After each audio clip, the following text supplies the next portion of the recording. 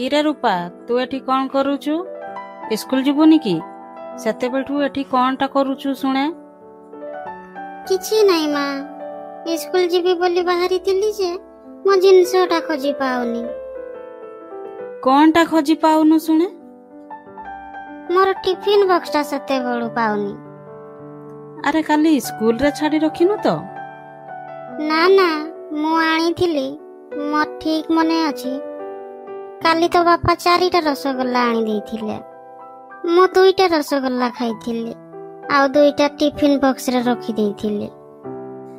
ଆରେ ବ୍ୟାଗରେ ରଖିଥିଲୁ ନା ଆଉ କୋଉଠି ରଖିଥିଲୁ? ଟିକେ ମନେ କର। ନାଇଁ ମା, ମୋର ଭଲ କରି ମନେ ଅଛି, ମୁଁ ଏଇଠି ରଖିଥିଲି। ଆଜି ସକାଳେ ମୁଁ ଯେତେବେଳେ ବାହାରକୁ ଯାଇଥିଲି ସେତେବେଳେ ବୋଧେ କିଏ ନେଇଯାଇଛି। ଏଟା ତେବେ ତୋ ଭାଇର କାମ ହୋଇଥିବ, ତା ଛଡା ଆଉ କେହି ଏ କାମ କରିପାରିବେନି। ଓହୋ, ଏ ପିଲାଟାକୁ ପାରି ହେଲାନି। ମୁଁ ତେବେ ବର୍ତ୍ତମାନ କ'ଣ ଖାଇବି? ସେ କାଲି ତାର ଭାଗ ସବୁ ଖାଇଦେଲା, ଆଜି ମୋର ଭାଗକୁ ବି ଖାଇଦେଲା। ତାକୁ ତ ମୁଁ ଆଜି ଛାଡ଼ିବିନି। ଆରେ ତୁ ଧରିବୁ ବୋଲି କ'ଣ ସେ ଏଇଠି ଅଛି ନା କ'ଣ? ସେ କୁଆଡେ ଗୋଟେ ବସିକି ତ ରସଗୋଲା ଖାଉଥିବ ଦେଖ। ମତେ ଜମା ଭଲ ଲାଗୁନି।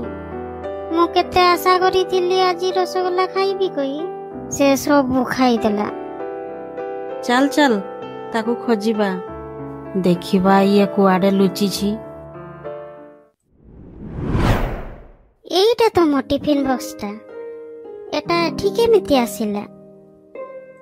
ସେ ଦୁଷ୍ଟ ସବୁ ମିଠା ଖାଇସାରି ଖାଲି ବାକ୍ସଟା ଏଇଠି ପକେଇ ରଖିଛି। ନାଇଁ ମା, ଏ ବାକ୍ସଟା ତ ଖାଲି ଜଣା ପଡୁନି, ଖୋଲିକି ଦେଖ ନା। ଆରେ ଇଏ କ'ଣ? ଏଗୁଡା ତ ପଥର ଗୁଡା। ମୋ ମିଠା କୁଆଡେ ଗଲା? ମା ଦେଖ ନା, ରାଜୁ କେମିତି କାମ କରିଛି।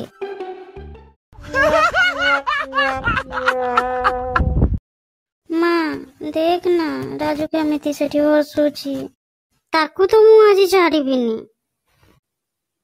ହଇରେ ବଦମାସ, ତୁ ରୂପାର ମିଠା କାହିଁକି ଖାଇଲୁ ଶୁଣେ? ଭଲ ହେଇଛି, ତୁ ସବୁଦିନ ଦିଦିକୁ ବେଶୀ ମିଠା ଆଣିଦେବୁ ଆଉ ମତେ ହେଲେ କମ୍ ଦେବୁ ନାଇଁ? ଆଜି ବଢ଼ିଆ ହେଇଛି, ମୁଁ ସବୁ ଖାଇ ଦେଇଛି।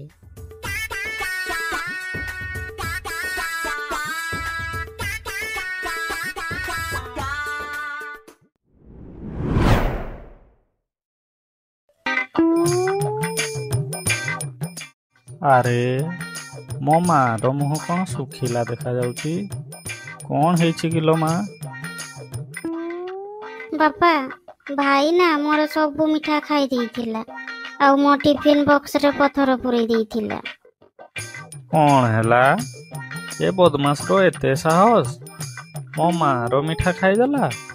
ତା କଥା ତ ଆଜି ମୁଁ ବୁଝିବି। ହଉ ତୁ ମନ ଦୁଃଖ କରନା, ମୁଁ ଆଜି ତୋ ପାଇଁ ବହୁତ ସାରା ମିଠା ଆଣିଦେବି ହେଲା।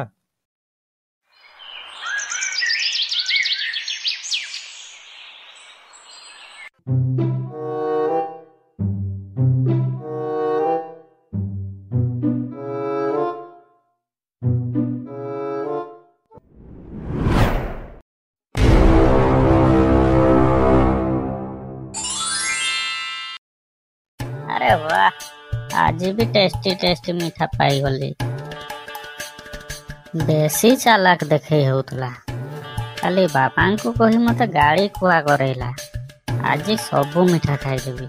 ଫେରି ଆସି ଦେଖିବ ଏଠି ବକ୍ସ ଖାଲି, ମତେ ମିଠା ନ ଦେଇ ନିଜେ ବୋକା ହେଇଯିବ।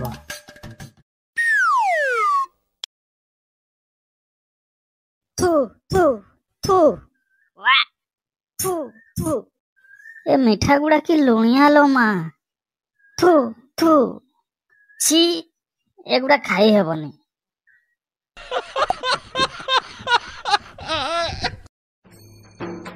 ଅଭଦ୍ର ବଦମାସ ଝିଅ ନହେଲେ, ରହ ମୁଁ ତତେ ଦେଖି ନେବି।